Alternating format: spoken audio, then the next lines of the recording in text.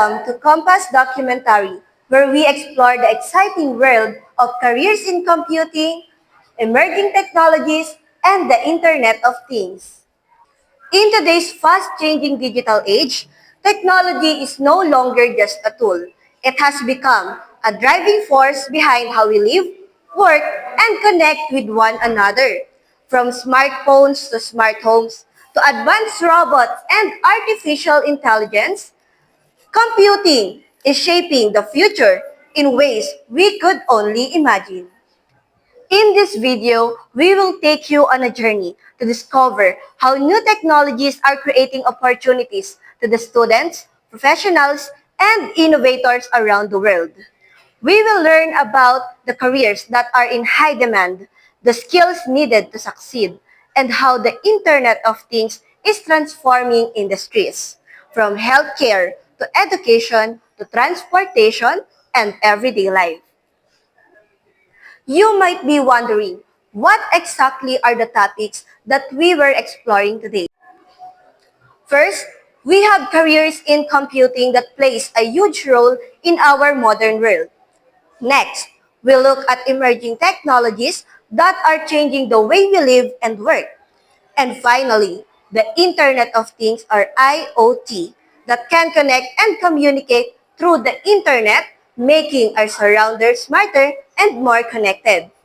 All of these areas are shaping the future of technology, and they are the focus of our documentary. So, let's dive in and discover more. Emerging technologies are changing industries by making work faster, smarter, and safer. First example is the artificial intelligence. It helps machines learn from data and make good decisions. This allows factories to predict problems, reduce mistakes, and improve product quality. Robotics and automation. This let machines do repetitive or dangerous tasks, which increases the speed and keeps workers safe. The Internet of Things or IoT. It connects machines and sensors to the Internet, making it easy to monitor equipment, spot early issues, and improve workflow. 3D printing. It helps companies create parts or prototypes quickly with less waste. Modern computing trends also greatly transform the industrial sector. First, the Industry 4.0. It combines smart machines, data, and automation so factories can work efficiently and even solve problems on their own. AI and automation. It helps improve accuracy, speed up production, and lower costs. And lastly, the cloud computing. It allows industries to store data online, making it easier to access information from anywhere and work together. Internet of Things in industrial technology. But first, let's discuss what is IoT.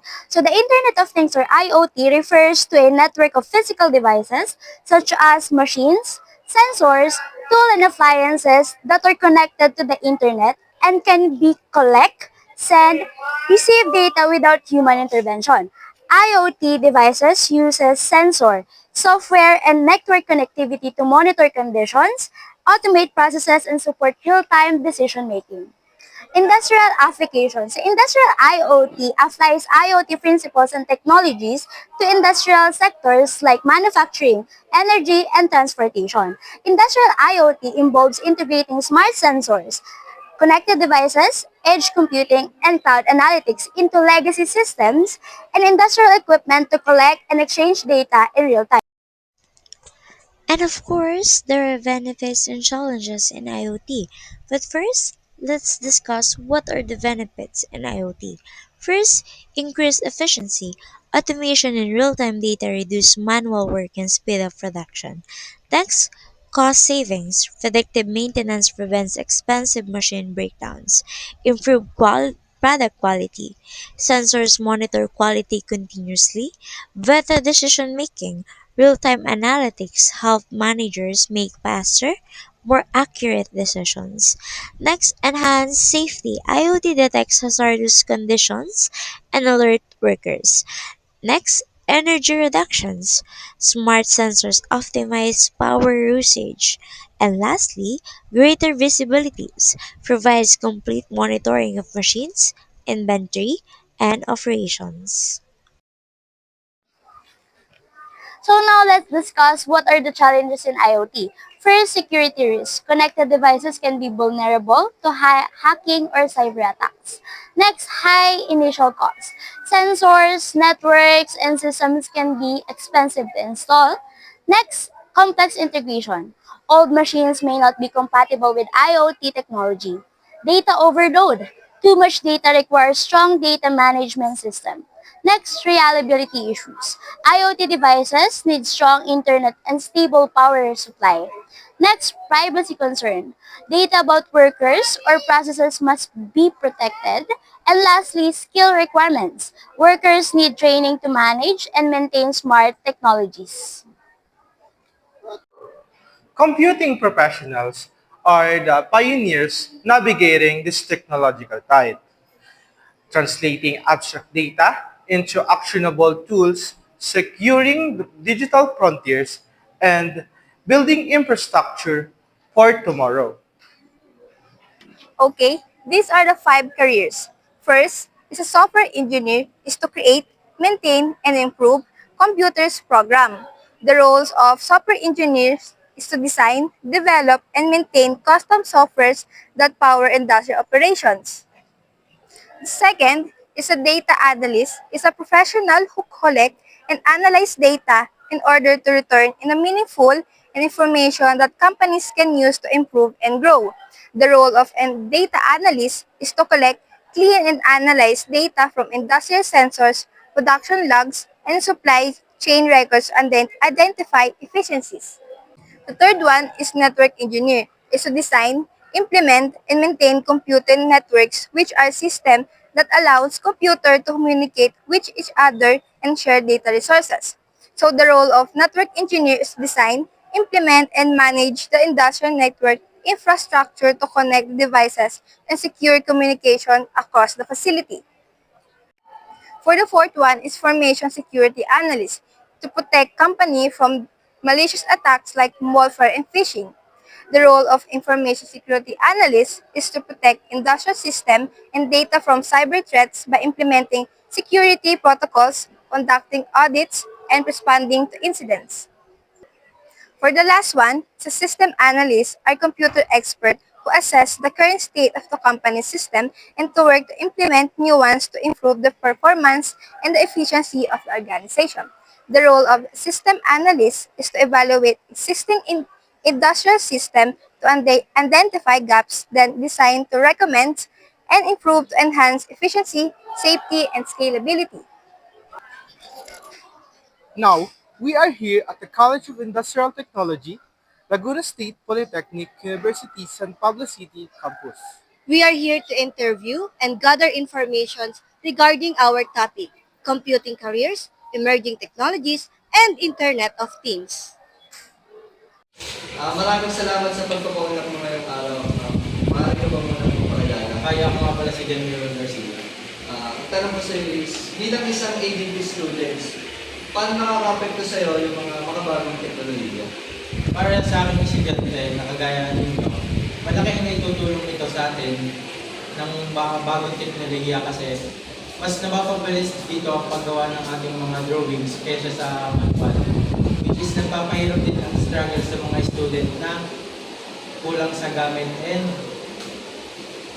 medyo hindi natin masasabing mabagal gumawa. Kapag kasi gumamit tayo ng mga makabagong teknolohiya kagaya ng computer or laptop, mas napapabilis at mas accurate ang gawa natin dito. Hindi kagaya ng sa mga manual na. Then,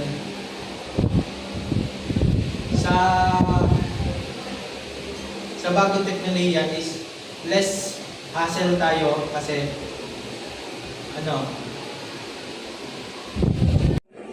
Ayan, thank you nga pala sa pagpunta kayo. And ano nga pala ang pangalan mo? Ako si Ezekiel Digalanga from BSIT Architectural Drafting Section 3. Ayan. And now, magbibideo kami or kumukuha kami ng information about the technology and computer career or computing careers and kung paano yung i-result para malaman din ng mga students and other people kung ano nga ba yung kahalagahan ng technology sa ating buhay and sa possible paths natin pipiliin. So here are some questions about the topic. Why should students today consider learning about technology and computing? Okay, that's a good question, first of all. Thank you for that question. So, why should students today consider learning about technology? So, first of all, technology has been part of our lives na sa bilang isang estudyante and considering our generation talaga na-expose tayo sa technology. So why should we consider it? Because the technology became essential sa ating pamumuhay. Like for example, we need to do laundry. So pumunta tayo sa technology which is machinery. Pumunta tayo sa washing machine. And we should bakit nga ba natin kailangan? Kasi ito yung pwedeng makapagpadali ng ating mga pamumuhay. Kasi it's the word technology. Kasi ang purpose naman talaga ng technology is to lessen our burden. Kasi sila na yung gumagawa na dapat tayong gagawin. So, yeah, that's my answer. Thank you for that. And what skills do you think are the most valuable for the future careers in technology? Okay. So what skills do I think? So for me, the best na skill na pwedeng ma-attain ng isang estudyante or isang person when it comes to technology is to ability to adapt to technology, because alam natin ang technology could change from time to time. Kasi iba yung technology nung 1960s sa technology natin ngayong 20th century. And makikita natin yung pagbabago and the skills na kailangan ng isang tao para makapag-benefit siya sa technology is the adaptability na kailangan natin umadapt sa bago, sa new gen. Kasi maraming nai-stuck ngayon na mga matatanda na hindi alam yung technology and napapag-iwanan sila. For example, pagbabayad ng GSIS. Ngayon, technology na. Pagbabayad ng insurance, pagbabayad ng kuryente. Diba? Hindi nila alam kung paano gumawa ng email. So bilang isang tao or bilang isang new gen, kailangan natin magkaroon ng skill na ability to adapt sa ating new technologies. That's right. How do emerging technologies influence the way we live and work? Okay, so the emerging technology.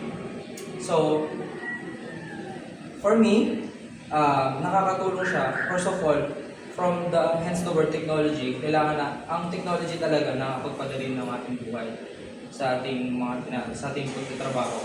So, nakakatulong siya, na-influence niya yung ating pagpapumuhay na more efficient. Ginagawa niya mas efficient yung mga bagay-bagay and mas accurate. Kasi, sa paglalaba, sabihin natin sa paglalaba, pwedeng hindi tayo, lalo na sa mga, example sa mga lalaki, karamihan ng mga lalaki hindi marunong maglaba. So they are nagdedepende sila sa washing machine. And hindi sila accurate maglaba, hindi sila efficient maglaba, kaya nag-rely sila sa washing machine. Ang point ko is nakaka-influence ang technology, emerging technology sa pamumuhay ng isang tao. Yan man ay personally, yan man ay academically, yan man ay intellectually, emotionally, sa technicality, na madaming nakatutulong ang emerging technology. Yeah. This last two questions is more personal about your related course. So, in what ways do computers and software improve the drafting and the design process? Okay. So, when we are talking about improvement, so we have to do comparison. So, if we would compare the drafting from the old times sa new times, magkaiba. And napakalaki ng improvement. Napakalaki. And which is, first of all, sa efficiency. Mas madali talaga ngayon kaysa sa dati. Kasi more on digital tayo. And that is technology. And pangalawa, accuracy. Mas accurate ang measurement. Technically, mas accurate ang measurement ng kung tayo ay depende sa digital kaysa tayo ay magsusukat or tayo mismo yung susulat. Kasi ang tao, we are prone to errors. Pero ang mga devices or mga machines, they are bounded by code, which is yun lang yung kaya nila, yun lang yung program nila na pwedeng gawin. So, yung pag-draft, yung pag-build ng isang design, napakadali, mas efficient, mas accurate. Kaya, malaki ang improvement nila, and ito din ay mas naging accessible. Mas naging accessible sa ating mga estudyante. Kasi dati, siyempre, bibili pa tayo ng sobrang daming drafting materials. Pero, pag tayo ay ngayon, bumili ka ng laptop, pwede ka na mag-draft. Diba? So, mas accessible. So, napakalaki ng improvement. What would you advise or give an advice to the drafting student about adapting to technological changes in their field? So we talk about adapting. So, as I said earlier, ability to adapt is napakahalagang skill bilang isang drafting specifically. Kasi, if we would look na yung paraan ng pagda-drafting dati, like digitally na, accurate naman yun kasi digital na. Pero ngayon, meron na kasi mga tinatawag na, meron tayong mga makabagong plugins. Pare, pag tayo ay, lalo na lalo sa 3D modeling. Sa 3D modeling, hindi mo na kailangan magmano-mano ng gumawa ng table. Kasi pwede ka nang kumuha ng table sa 3D warehouse. So, meron tayong mga plugins na ginagamit para mas efficient. And, ang advice ko sa mga drafting student, huwag tayong tumigil matuto.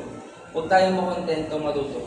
Kasi if we are looking for comfortability, hindi tayo matututo. Tandaan nyo, ang uncomfortability ang makapagturo sa atin kung ano yung kailangan natin matutunan.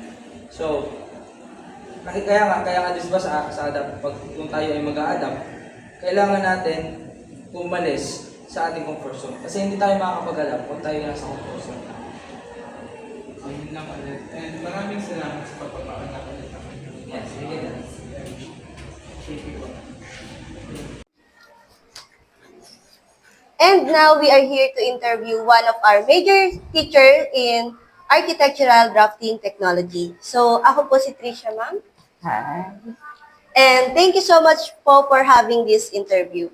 So, for our first question po, why should students today consider learning about technology and computing? Student must learn technology nowadays kasi we are living it now.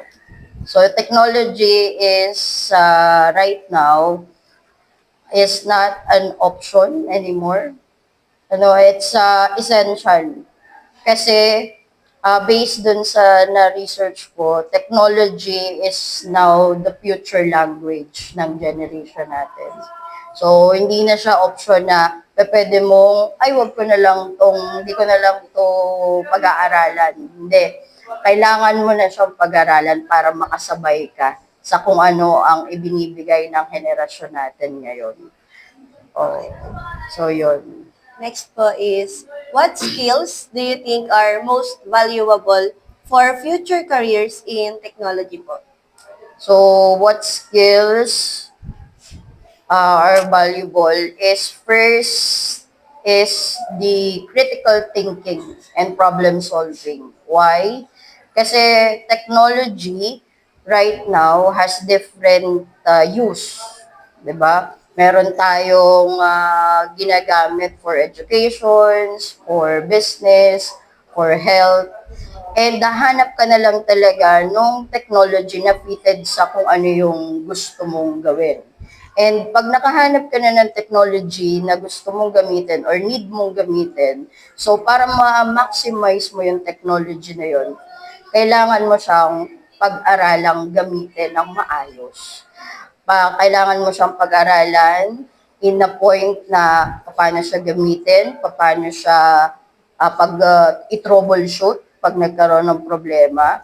And at the same time, paano mo may enhance yung paggamit dun sa technology in your own benefit. Kuwari sa education. So, paano mo maggamit yung technology na yun na mai-enhance yung pag-aaral mo. Sa business, ganun din.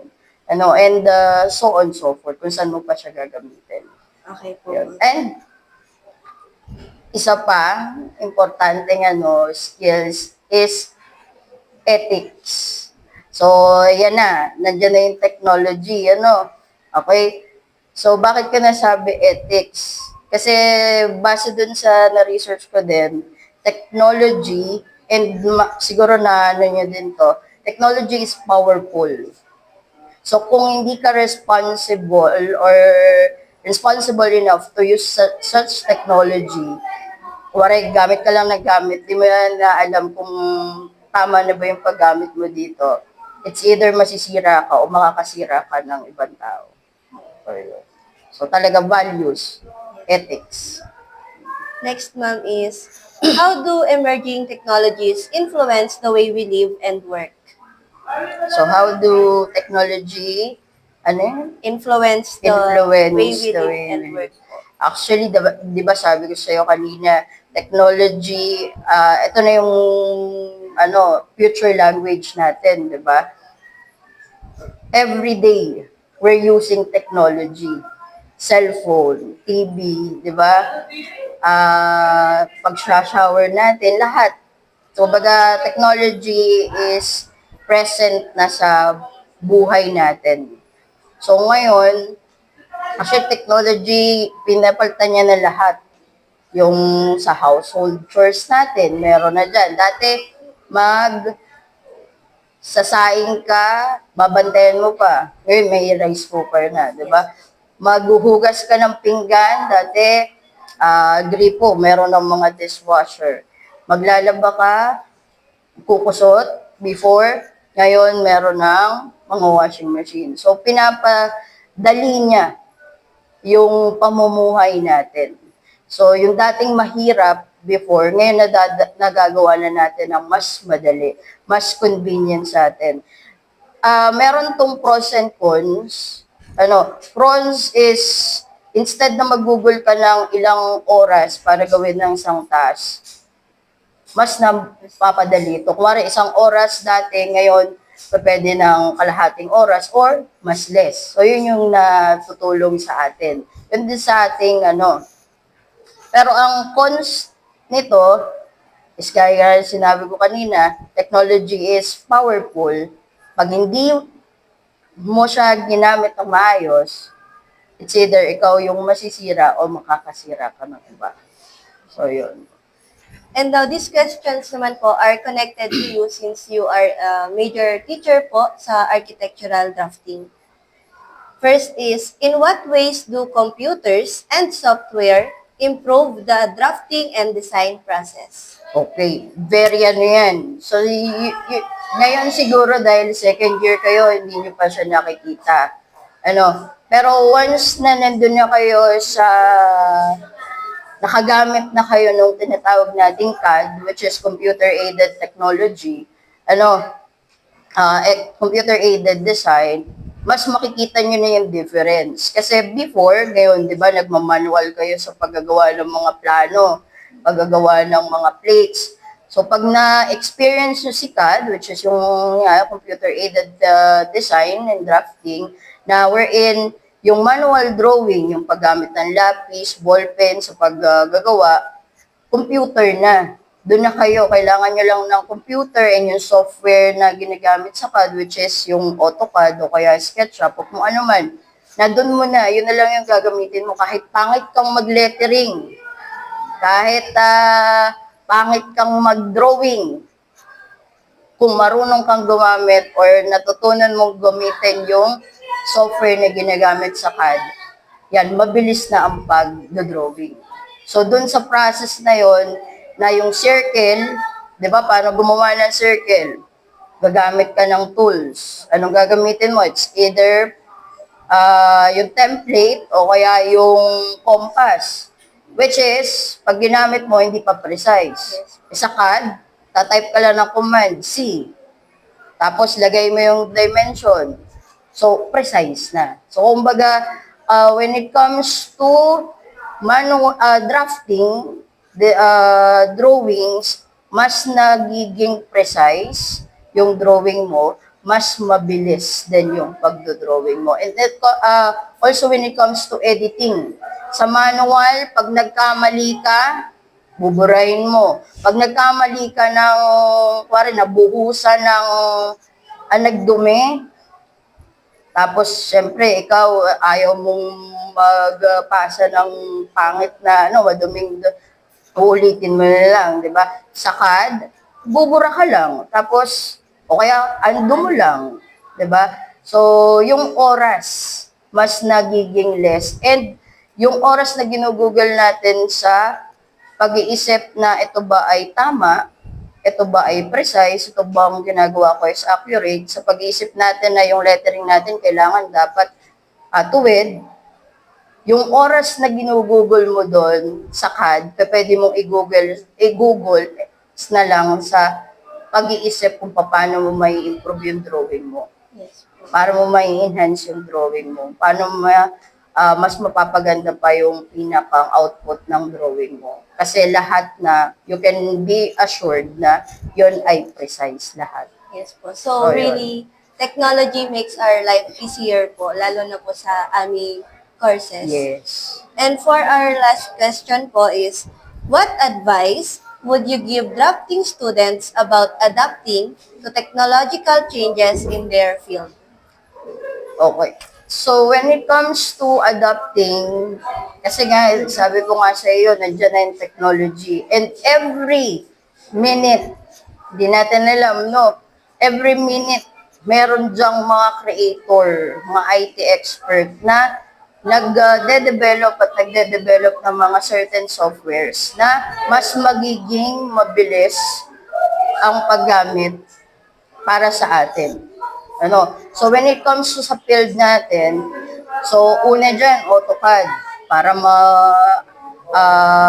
transition yung manual drafting sa computer, Naglagay ngayon ng SketchUp. So para mas mabilis, kasi sa CAD, mahirap mag 3D. So nag-create ng SketchUp, which is mas mabilis. And then ngayon, pinambilis na sa using BIM or yung sa Revit, nagti-3D ka na, may 2D ka na. And then, may mga technologies pa or applications ngayong ginagamit for enhanced 3D presentations. Nandiyan yung Enscape, V-Ray, siguro yung iba't iba pang mga softwares para ma-enhance yung presentation natin. Ngayon, with that technology, ang advice ko sa mga drafting is continuous learning. Kasi hindi pa pwede ngayon, hindi pa pwede na marunong ka lang mag-drawing. Kailangan yung knowledge mo sa drawing, sa basic drawing, kailangan mong i-adapt sa mga technologies na nag-emerge ngayon para continuous, parang nakaka-adapt ka sa kung ano yung ibinibigay ng market para ma-aid yung designing process. So ngayon, ang pinakang latest is AI. 'Di ba? Ipo-prompt mo lang na ito yung theme na gusto ko sa bahay na ito, gumamit ka ng ganito mga furnitures. Ito yung gamitin mong tiles. Kumbaga, ililist mo lang yung gusto mo and then i-generate na siya para sa'yo. So, for you drafting, continuous learning. Huwag kang ma-stick, huwag kang makampante na marunong ka lang mag-drawing. Huwag kang makampante na marunong ka lang mag-AutoCAD o mag-SketchUp. Pag may bagong technology when it comes to design, persuade yourself to learn the software. Kasi it will benefit you at the end. Okay? Continuous learning, continuous adapting to change. Ayan. Para kung ano man ang hingi ng market para sa inyo, kaya nyong ibigay. Kaya nyong i-adapt. Kaya nyong mag-create. So yun lang, continuous learning lang talaga. So, thank you so much po, ma'am. We've gathered a lot of information from you po and magagamit po namin siya in the future po. Thank you. Salamat. We stand at a critical juncture where technology is not only influencing but fundamentally defining the scope of modern career. Today, we turn our lens to the computing sector, a world where the lines between innovation and profession are constantly blurring. I'm John Harold Garcia. I'm John Ray Manalo. I'm Ruela Janine Robles. I'm Angel Flores. I'm John Paul R. Constantino. And I'm Trisha May S. Balboa. Together, we are Compass.